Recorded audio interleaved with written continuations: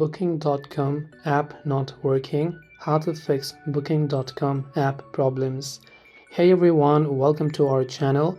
In this video, we are going to learn if your Booking.com app isn't working properly, so make sure to watch the video till the end.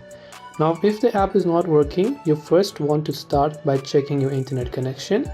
If you're using Wi-Fi, try to switch to cellular data or vice versa and see if that helps you solve the problem. The second thing you can do is, you can just long press the Booking.com app icon if you're using on Android. On iPhone, you have to simply offload the app.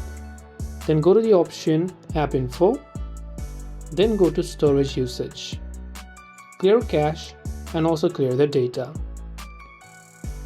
After you've done that, go to your Play Store or your App Store. Go to search bar and search for Booking.com. Check if the app has an update. If it does, make sure to update it to the latest version. Hopefully, one of these may have helped you solve the problem. If you have any questions, feel free to leave them down.